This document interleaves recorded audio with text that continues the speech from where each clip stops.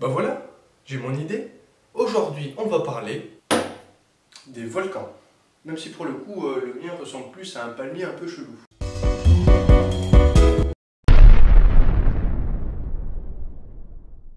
C'est bien un truc qui m'a toujours fasciné depuis que je suis tout petit, c'est bien les volcans. Non mais sérieusement, c'est quand même super classe quand il réfléchit. Une montagne géante qui crache des projectiles avec de la lave, qui fait des milliers de morts aussi.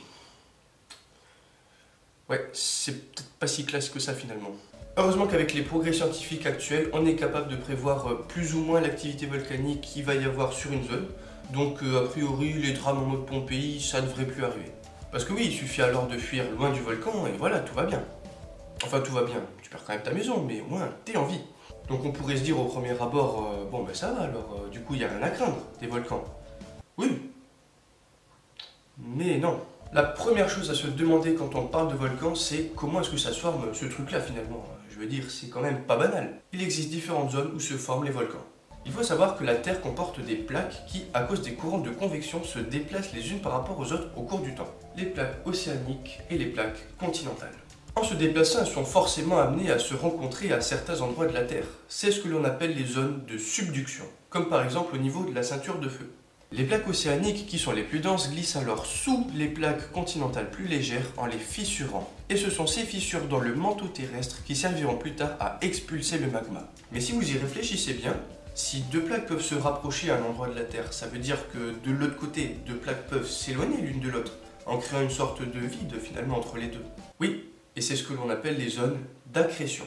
Le magma peut alors remonter là où l'espace entre les deux plaques se crée, et forment donc de nouveaux volcans ou même des îles, comme l'Islande. Vous avez donc bien compris que les volcans se forment le plus souvent à la jonction de deux plaques. Et pourtant, il existe des volcans comme le Piton de la Fournaise à La Réunion, qui se forment au beau milieu d'une plaque. Et ça, comment c'est possible ? Les volcanologues considèrent les volcans comme une manifestation extérieure du fonctionnement interne de la tectonique des plaques. En effet, les volcans servent en fait à réguler la température interne de la Terre en évacuant le trop-plein de chaleur. Seulement voilà, les volcans des zones d'accrétion et de subduction ne suffisent pas à eux seuls pour réguler la température interne de la Terre. C'est pourquoi il existe aussi des volcans dits de points chauds, qui représentent d'ailleurs que 5% de la totalité des volcans de la Terre. Ces volcans de points chauds apparaissent lorsque d'énormes morceaux de roches très chaudes viennent remonter le manteau terrestre. En remontant, la pression de ces roches diminue, donc ça devient du magma. Le magma vient ensuite appuyer contre les plaques qui se fissurent sous l'effet de la très forte pression. Et donc le magma peut ensuite s'infiltrer par ces fissures et former un volcan de points chauds. On trouve par exemple dans l'archipel d'Hawaï, et c'est d'ailleurs pas un hasard puisque c'est justement les volcans de points chauds qui ont formé cet archipel. Et oui, j'ai bien dit les volcans de points chauds. En effet, si vous vous rappelez bien, j'ai dit que les plaques se déplaçaient au cours du temps. En revanche, le point chaud, lui, il ne bouge pas, il est fixe. Donc quand la plaque se décale par rapport au point chaud, un nouveau volcan apparaît, puis un autre, etc. Ce qui forme finalement un archipel. Et ça, c'est plutôt classe, je trouve. Bon, il y a quand même un truc qu'on n'a toujours pas expliqué, c'est pourquoi est-ce que le magma remonte finalement. Je veux dire, il n'a pas de raison à première vue. Il y a un truc qu'on a, je pense, tous fait quand on était petit, et qui est d'ailleurs assez con au passage, c'est de mettre des mentos dans une bouteille de coca. On sait tous que ça fait plus ou moins de la merde, mais ce qu'on ne savait pas, c'est qu'il se passe grosso modo le même phénomène au cœur des volcans. En fait, des bulles de gaz s'échappent du magma à des kilomètres sous terre et remontent vers la surface en le poussant, si les bulles sont assez nombreuses. Arrivées au sommet du conduit, elles éclatent violemment en projetant la lave tout autour du volcan. Et il existe alors deux types d'éruptions possibles. Les éruptions de type effusive et les éruptions de type explosive. Les éruptions de type effusive, c'est quand le magma n'est pas trop visqueux et se contente donc de couler le long des parois du volcan, un peu comme quand l'eau des pâtes déborde de la casserole finalement. Les éruptions explosives en revanche se traduisent par un magma visqueux, pâteux, qui va en fait former un bouchon dans le conduit, provoquant la montée en pression des bulles de gaz que je vous ai décrit précédemment. Et forcément, lorsque le bouchon cède, ça explose. Et ça peut exploser à des dizaines de kilomètres d'altitude. C'est vraiment très impressionnant. Je vous montre quelques images pour que vous vous rendiez bien compte de la puissance du truc.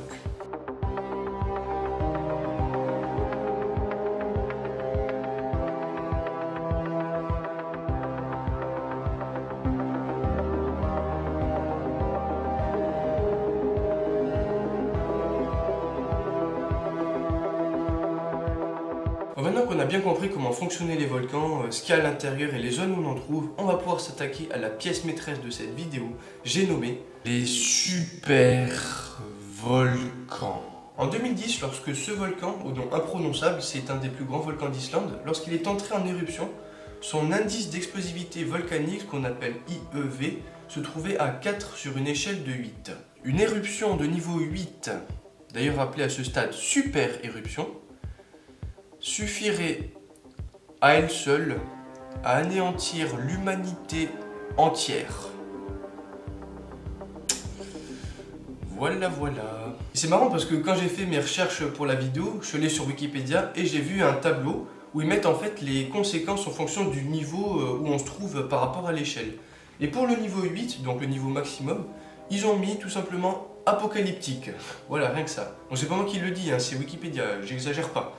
Heureusement, et vous vous en doutez, les super éruptions ne sont pas à prévoir dans les années à venir. Hein. Les dernières remontent à plusieurs dizaines de milliers d'années. Mais attention, hein, les volcanologues sont quand même en alerte et cherchent à voir s'il n'y aurait pas des signes qui laisseraient penser à une potentielle super éruption. Mais bon, de toute façon, dans tous les cas, on pourrait pas faire grand chose, je veux dire, par peut-être éventuellement se réfugier sur la Lune, et encore, c'est pas top.